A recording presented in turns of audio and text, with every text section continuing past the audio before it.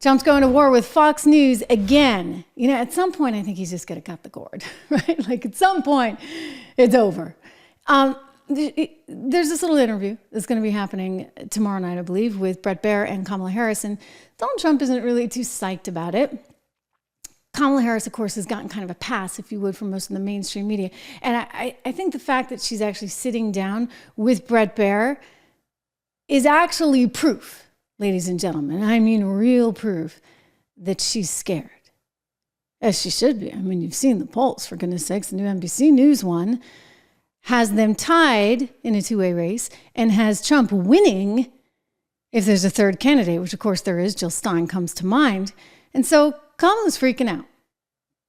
Really freaking out. Like freaking out so much that she's going on Fox News freaking out. So Donald Trump waited on this one, putting this little, I was going to call it a tweet, but I guess it's a truth out. It showed up on Twitter as well. Let me share with you, talking about Kamala Harris saying that she is wisely, you can hear the sarcasm, of course, chosen Baier of Fox News to do a much-needed interview because he's considered to be fair and balanced, though often very soft to those on the cocktail circuit left.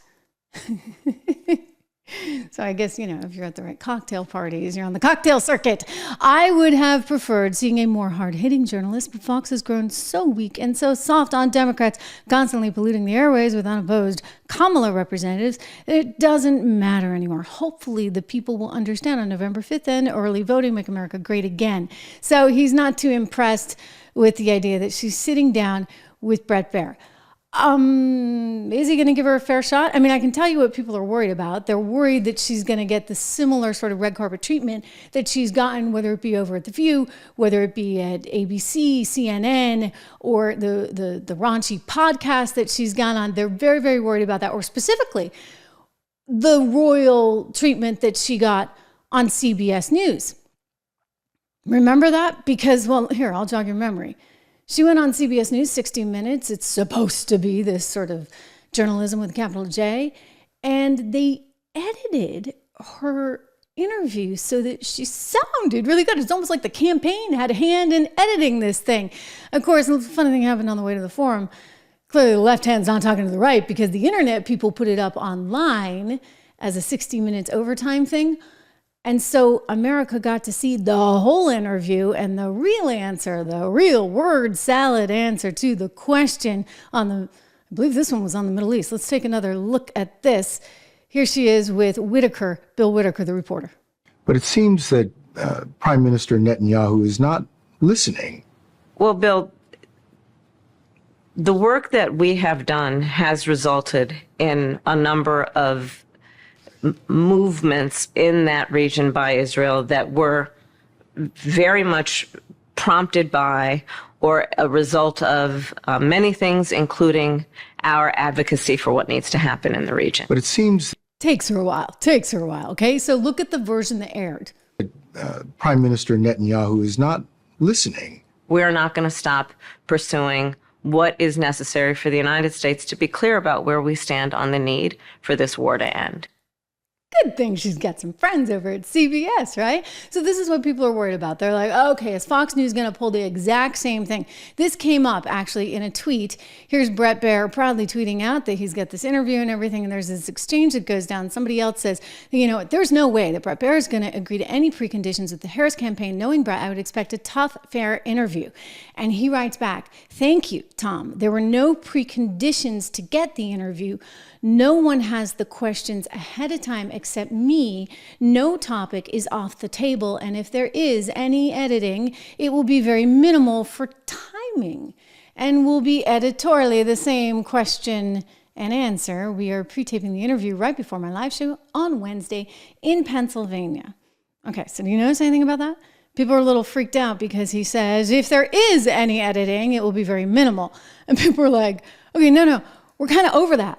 Been there, done that. We don't want any editing. We want the live, raw version. Why can't you do it live, right? Like, if you're going to tape it right before your show in Pennsylvania, why the heck can't you do it live? Why the heck wouldn't you just sit down with her and cue the cameras? I mean, you get tons of airtime. You're 24/7 over there on Fox. And I'm sure whoever's on at 2 o'clock or 3 o'clock or 4 o'clock, I mean, Neil Cavuto, he'd be willing to give you a little bit of airtime, don't you think? I don't think you have to intrude on anyone unless you're that desperate for ratings. Actually, I don't think the Kamala Harris thing is going to help you much, Brett, in terms of ratings.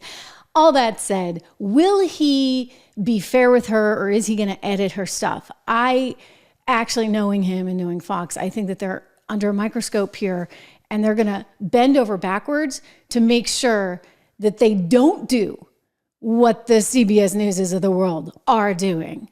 I don't expect that to happen.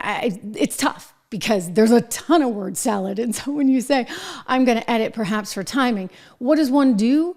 I mean, as a producer, I look at this and she goes on and on and on and on and on. She never gets to the point.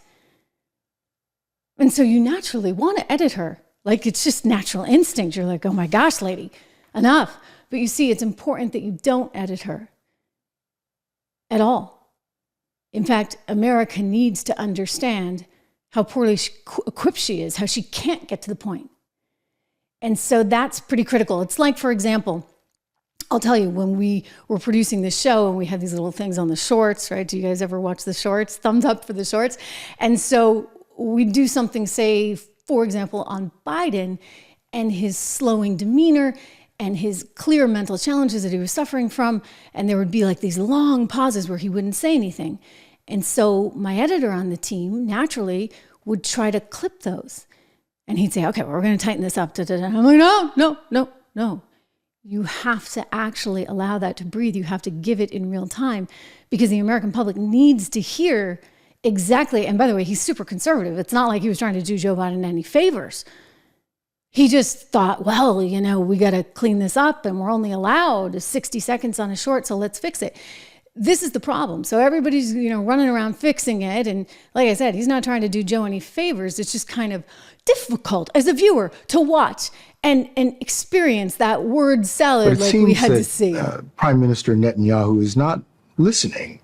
Well, Bill, the work that we have done has resulted. The fact that it took, that had to have been at least 2 seconds, you guys, right? Well, Bill, the work that we have done, it's in a number of movements in that region by. Think about it. You're like writing a paper, you're writing a book, and you see all this superfluous stuff. You're like, scratch. That's what happens sometimes in the production room. So this is what Brett Baier cannot do. The fact that he said there may be a little bit of editing here on the edges, that's what has everybody freaked out. And listen, Fox doesn't have a lot of runway here. Like, they don't have a lot of, the base, so to speak, the conservative base that once loved Fox, I think doesn't really love them anymore. And we've seen that in part because of the departure of various personalities, including yours truly. Thank you so much. And so a lot of people that left, I think, took some of that following with them. I think you've had other players on the scene, both in terms of the podcasting sense, me over here, Bill O'Reilly, of course, Tucker. There's a lot of people out on their own. And then on top of that, you have Newsmax and others out there. And so there's a ton more competition in the space. So Fox knows that it can't really screw this one up. Brett Baier knows he can screw it up. I do expect that he's going to ask her some important questions. I think there'll be a lot of decorum. So I don't think you have to, you're not going to see much in terms of fireworks. I think it would be more exciting, frankly, if you had my friend Maria Bartiromo there, because she knows a thing or two about the economy. Right? So she could actually ask these substantive questions. No offense against Brett, but it's just simply not his expertise at all. At all. I know, because I used to go on his show and we'd have to script those economic questions for him. So this is not, nothing against him, right? Like, I'm not saying that everybody has to be steeped in GDP, et cetera, trade tariffs.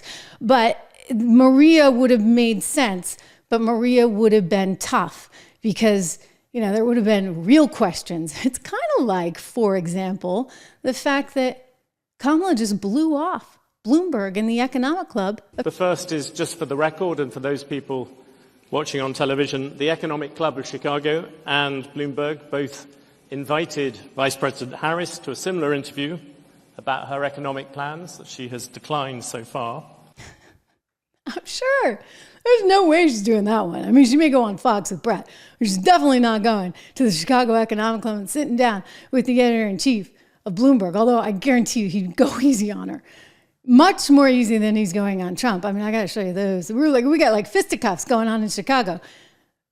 Donald Trump sort of body slammed him on tariffs.